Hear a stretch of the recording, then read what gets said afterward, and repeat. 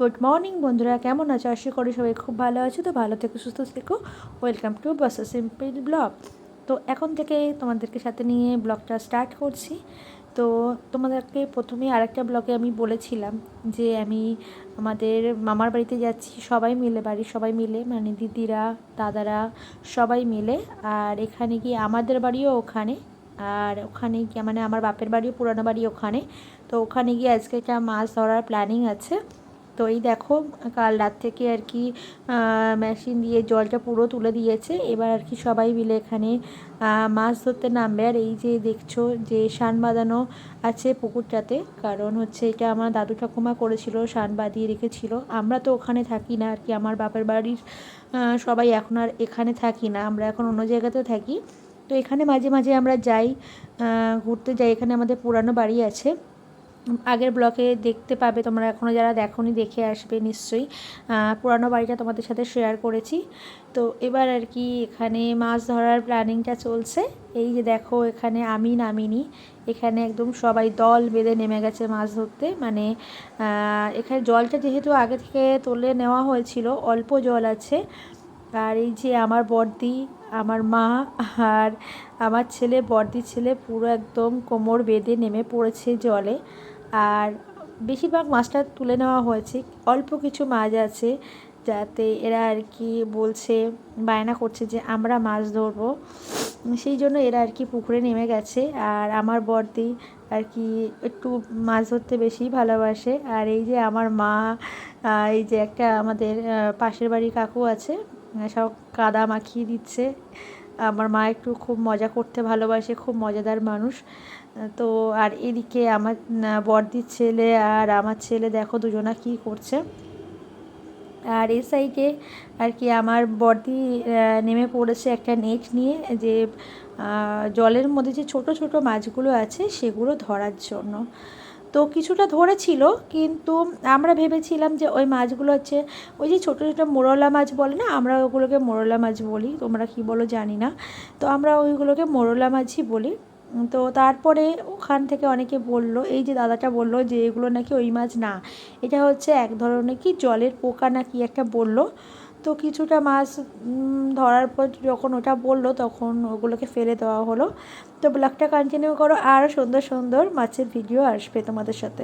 এখানে মাছগুলো ধরা হয়ে গেছে, আর সব মাছ তো বাড়ির জন্য রাখা হবে না। তো দেখতেই পাচ্ছ এখানে অনেকগুলো মাছ ধরা হয়ে গেছে। তো কিছু মাছ আর কি বাড়ির জন্য রাখা হবে, কারণ কিছু মাছ সবাইকে দেওয়া হবে, আর কিছু মাছ বিক্রি করে দেওয়া হবে, কারণ অত মাছ তো রাখা যায় না। আর এখানে দেখো মাছগুলো সব মানে আমাদের পুকুর ধার থেকেই সব বিক্রি হয়ে যাচ্ছে, কারণ দূরে নিয়ে যাওয়াটা আবার এই রোদের মধ্যে কষ্টকর ব্যাপার, সেই জন্য পুকুর ধার থেকেই যারা নেবে আর কি ওই যে ওজন করে সব কিছু নিয়ে নেওয়া হচ্ছে। আর এখানে আর কি আমরা দাঁড়িয়ে আছি, আর উপরে আমার মা দাঁড়িয়ে দাঁড়িয়ে সব দেখছে, আর আমার দিদিও এখানে দাঁড়িয়ে আছে। আর যারা আমার ছেলে, বড়দির ছেলে আর কি যারা এসেছিলো, ওরা মামার বাড়িতে চলে গেছে। আর এখানে কিছু মাছ যেগুলো বাড়ির জন্য রাখা হবে সেগুলো বাড়িতে নিয়ে যাওয়া হচ্ছে। মাঝখানে বসিয়ে দিয়েছি, আর ঠিক মাঝখানে গেছে ভেলাটা, আর অমনি ডুবে গেছে।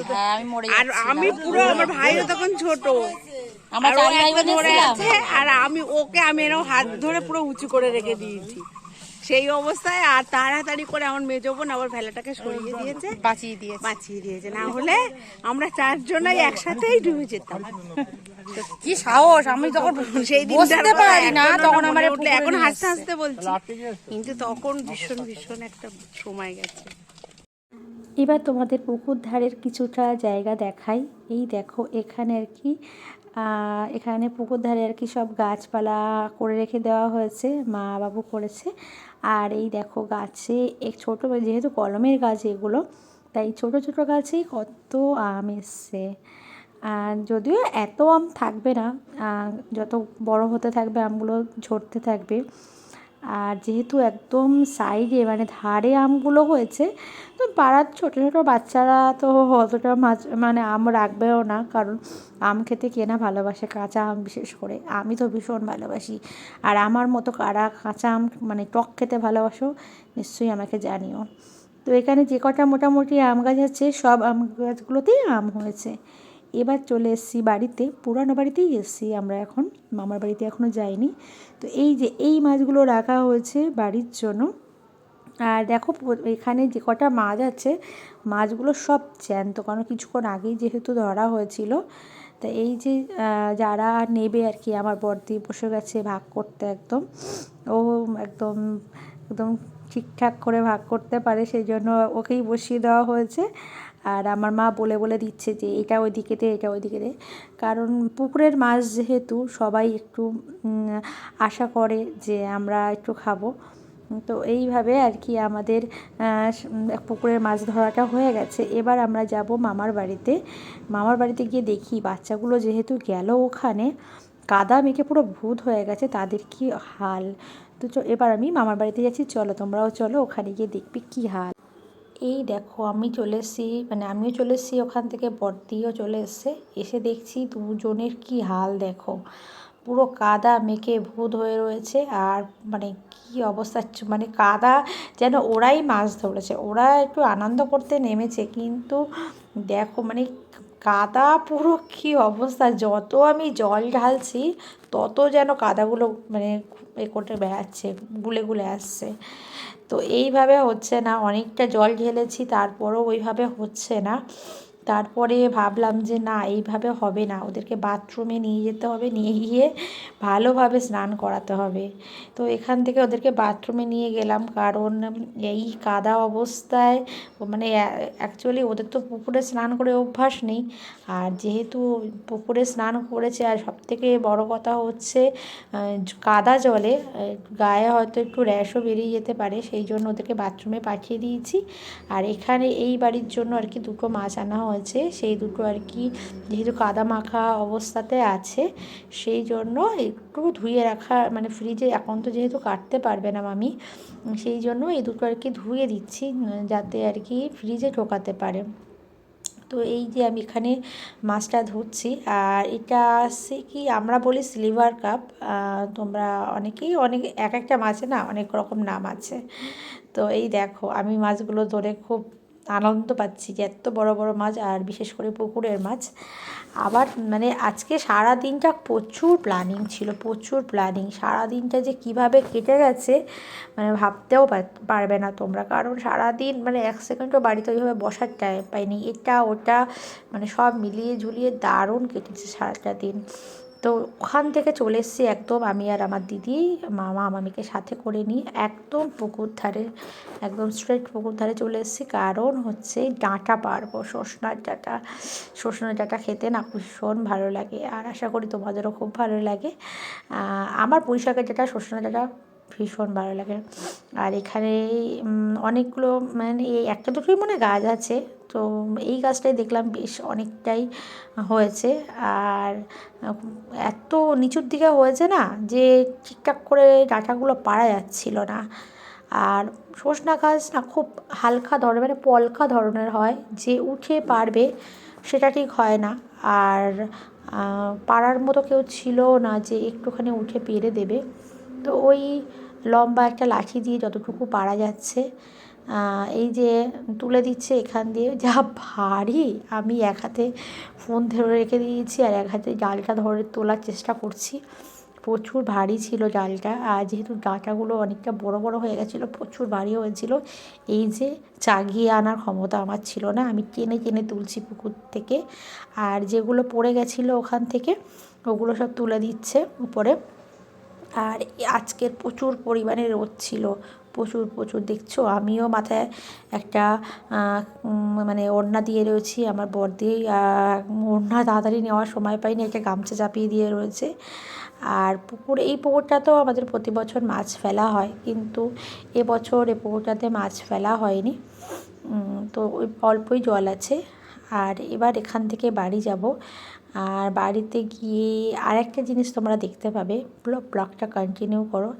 আর এই যে আমি এখান থেকে ডাঁটা মানে পেরে নিচ্ছি, যেহেতু ডালটা সমেত ভেঙে গেছিলো, ডাঁটা তো ওখান থেকেই গেছিলো, ওই জন্য ওখান থেকে তাড়াতাড়ি মানে বাড়ি যেতে পারলে বাঁচি, এত রোদ্দুর যা আর থাকতে পারছি না। আর যারা এখনও আমার ব্লগটা কন্টিনিউ করছো সবাই প্লিজ আমাকে সাপোর্ট করো, আর যারা এখনও সাবস্ক্রাইব করোনি প্লিজ আমার চ্যানেলটাকে এবার বাড়িতে এসে পুরো খাওয়া দাওয়ার পালা। আর এখানে দেখতে পাচ্ছ একদম মাংস রান্না হয়ে গেছে, লাল লাল কষা কষা ঝোল একদম। আর এখানে সব খেতে বসে পড়েছে, কারণ এত দেরি হয়ে গেছে এই সব আমাদের করতে করতে, মাছ ধরা, ডাঁটা পাড়া, এইসব ঘোরাঘুরি করতে করতে এত দেরি হয়ে গেছে যে সবাইয়ের প্রচুর খিদে পেয়ে গেছে। আর সবাই এখানে পুরো জমিয়ে খেতে বসে পড়েছে, আর কেউ থাকতে পারছে না। আর যে হারে গরম পড়েছিল যে সবাই ভাবছে খেয়ে দিয়ে একটু শুয়ে পড়তে পারলে বাঁচি। আর এই যে মহারানী, উনি একটু স্যালাডের জল খাচ্ছেন। আর এখানে আমার ছেলেও খেতে বসে পড়েছে, বড়দি ছেলেও খেতে বসে পড়েছে, আর ইনি স্যালাডের জল খাচ্ছেন।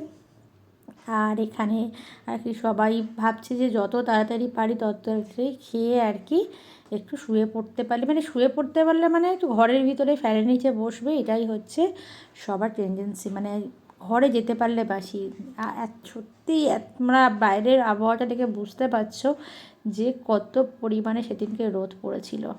আর এখানে আমার দাদাও চলে এসেছিলো দোকান থেকে, কারণ সবাই যেহেতু ওখানে, ও বাড়িতে কোথায় খাবে সেহেতু। আর এখানে চিংড়ি মাছ দিয়ে একটা চচ্চড়ি করা হয়েছিল। তো চিংড়ি মাছগুলো যেহেতু একসাথে পাওয়া যাবে না, সেই জন্য ওগুলো আলাদা তুলে রাখা হয়েছিল। আর দাদা একদম একটা দই নিয়ে চলে এসছে, মিষ্টি দই আর কি, কারণ দই খেতে আমাদের বাড়ির সবাই ভীষণ ভালোবাসে। টক দই এই টাইমে টক দইটা খেলে একটু বেশি ভালো, যেহেতু বাচ্চারা একটু মিষ্টি দই পছন্দ করে, তো সেই জন্য আর কি বাচ্চা দই আর কি সবার জন্যই আনা হয়েছে। আর এখানে ও স্নান করে আসেনি, এই আমার ছেলে, বড়দির ছেলে, দাদার মেয়ে একবার স্নান হয়ে গেছে, ব্যাস বায়না ধরেছে পুকুরে স্নান করব। এটা হচ্ছে একদম, এই পুকুরটা আমার আরেকটা ব্লগে আছে, এই পুকুরটা আমাদের মন্দিরের সামনের পুকুর, এই যেখানে কি দুর্গা পুজো, এখানে সব কটা পুজো হয় আর কি। তো প্রথমে আর কি নেমেছিল, আমার দাদার মেয়ে প্রচুর বায়না করেছিল যে ওকে ওই পুকুরে নামতে যেহেতু দেওয়া হয়নি মাছ ধরার সময়, তো এইবারে ও একদম জেদ ধরে বসেছে যে আমি এই পুকুরে স্নান করবই।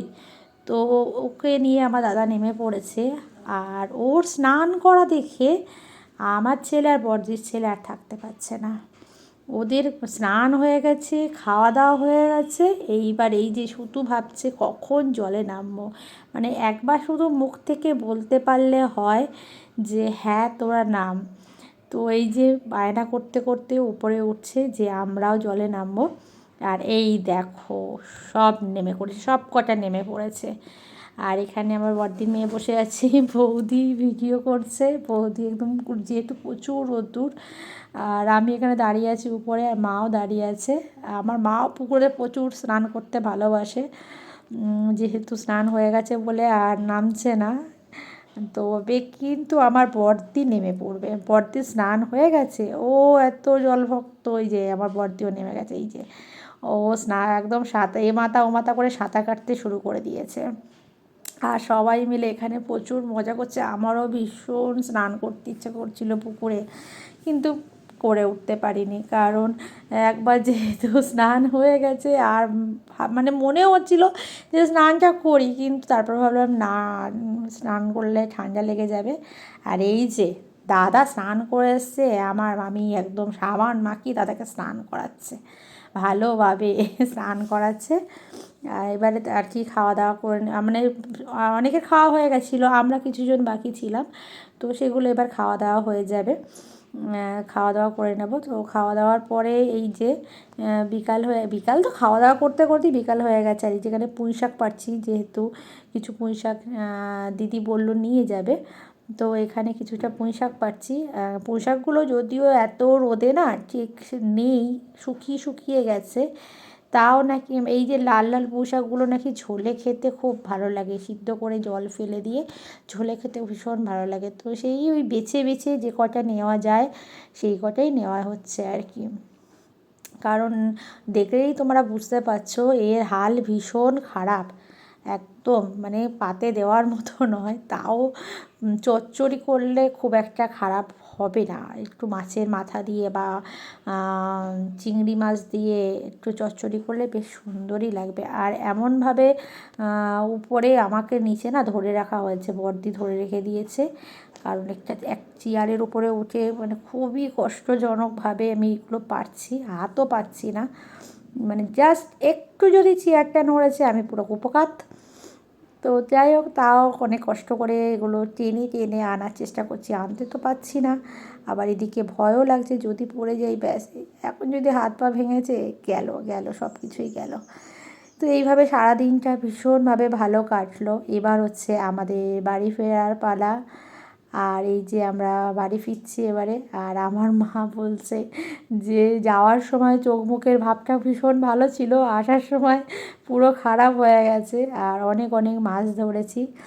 সাউন্ডটা মিউট করলাম কারণ গাড়ির পাশ দিয়ে গাড়ি যাচ্ছিলো, প্রচুর সাউন্ড হচ্ছিলো। তো প্লিজ তোমরা ব্লগটা পুরো সবাই কন্টিনিউ করো আর আমার পাশে থেকো আর আমাকে সাপোর্ট করো। টাটা।